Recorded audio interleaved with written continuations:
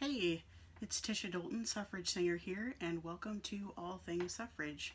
I'm really just getting this channel started, and I'm just trying out some things to see what works and what doesn't, and if anybody's interested, with careful market research via my Gen Z daughter Jude.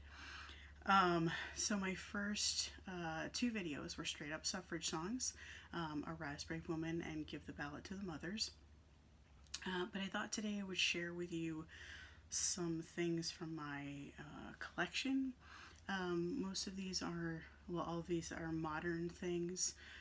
One is a reproduction of things I really use every day because I really just have totally embraced the suffrage movement, and it's my professional focus as a historian, and as a suffrage singer.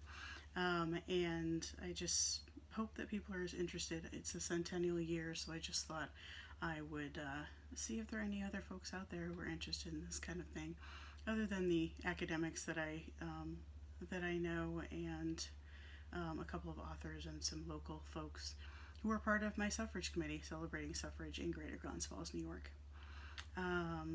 So as I currently have only 4 followers, there is nothing sponsored about this video.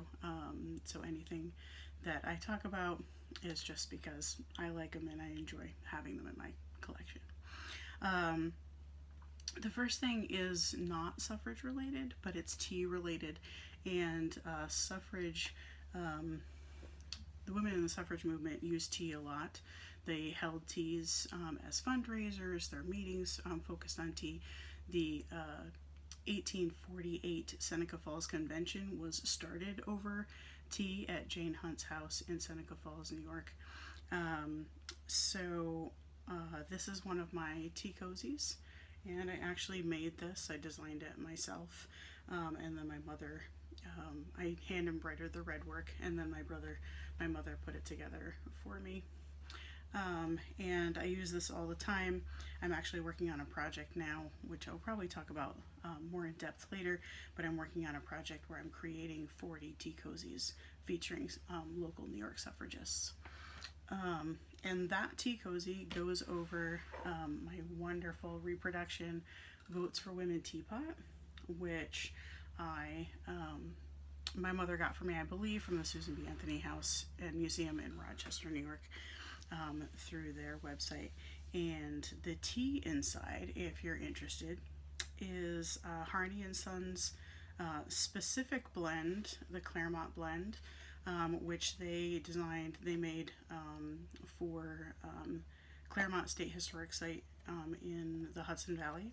My mother and I went there last December, so December of 2019, to view their Christmas decorations, and they actually had vignettes, which I was fascinated to see. So they actually had live people in period dress, enacting what people would have been doing at Christmas time in the 19th century, Claremont's time period. So Victorian era. I'm not sure of the exact dates, but I'm really excited to see if they're going to do it again this year, because it was quite a bit of fun. But with COVID, I'm not sure if they're going to be doing any of those. But I don't know about you, but folks in my family have lots of mugs. We travel a fair amount, especially within the United States, and my older sister lives in San Diego, and she has for like 30 years. My younger sister lives in Las Vegas. She lived there about 12 years, I think, now. My brother lives in New Orleans.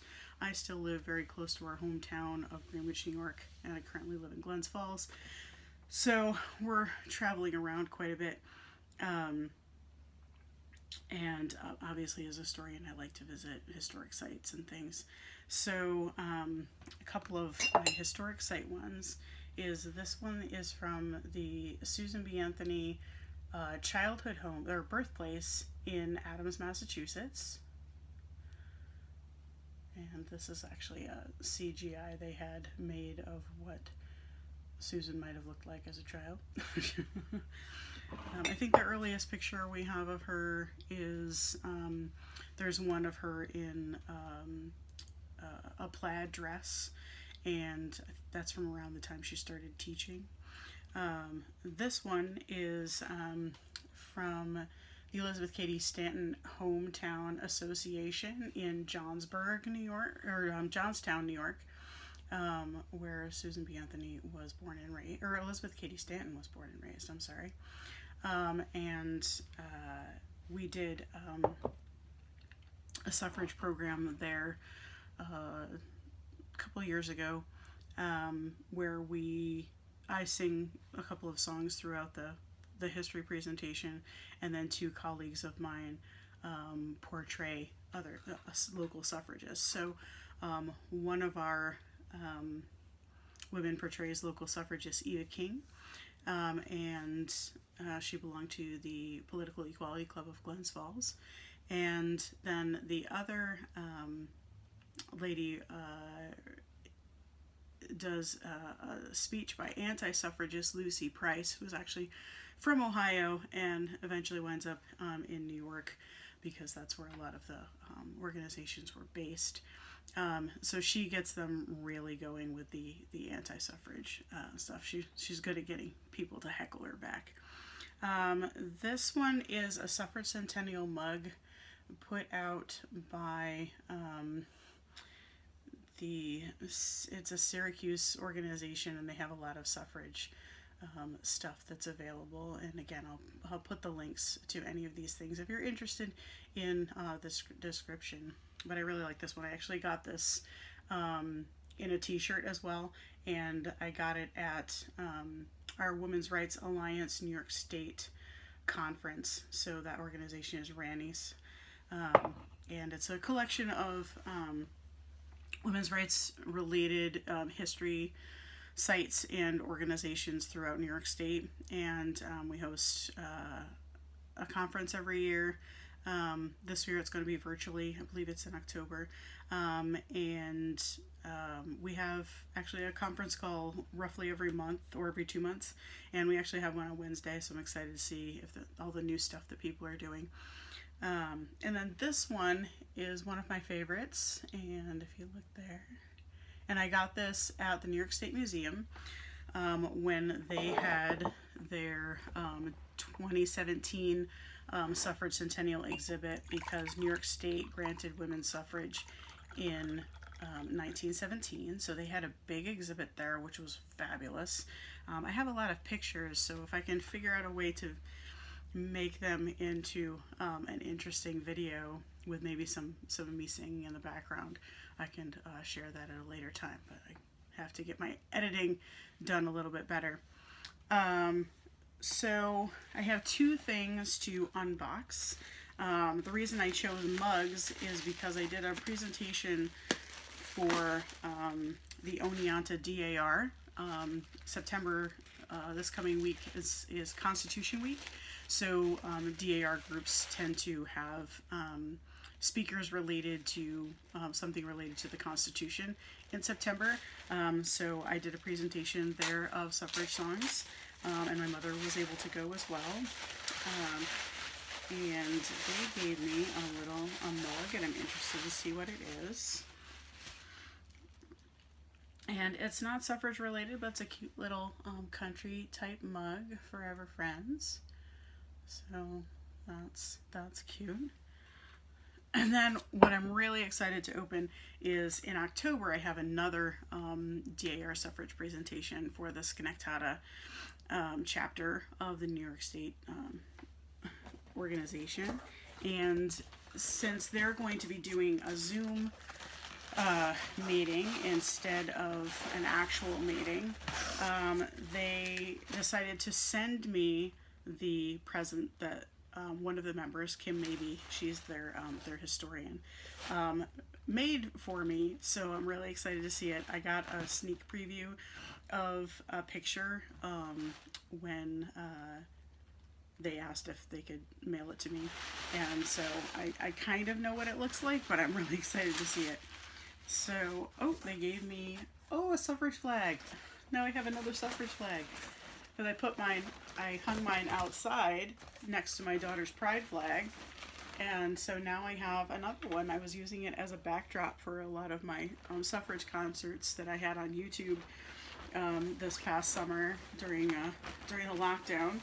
So it's nice to have another one. I was thinking of getting one. And they give me a little card. Probably a thank you. Yes, a thank you card from the ladies at Schenectady DAR. And here it is. I'm very excited. So apparently Kim maybe is great at crochet and knitting. So, oh, she even gave me a little extra in case I need to fix something. Or maybe it's one of the stars. Or an extra star in case I can.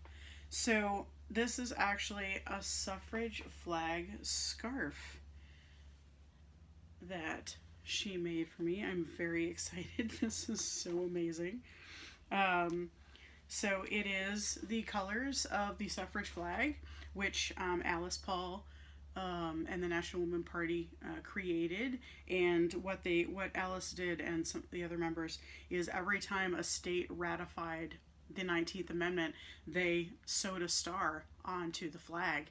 And when Tennessee finally was the 36th state to ratify on August 18th, 1920, she sewed on the last star and unfurled it off of the Belmont Sewell House in Washington, D.C., the National Women's Party's headquarters. And there's a great picture of that if you've ever had a chance to see it.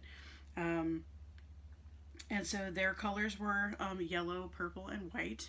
The purple and white they borrowed from the Emmeline Pankhurst's suffragette group in England. And then the yellow was the traditional color here in the United States for our suffrage organizations. And so I am very excited for this scarf. I will have to make sure that I send them a note to let them know that it arrives safe and sound and it's totally amazing. So I would like to thank everyone for watching, even if it's only another 10 views. But like I said, links for everything will be in the description if you're interested. And that's all for now. So arise, brave woman. There is work for you to do. And we'll hopefully see you next time. Bye.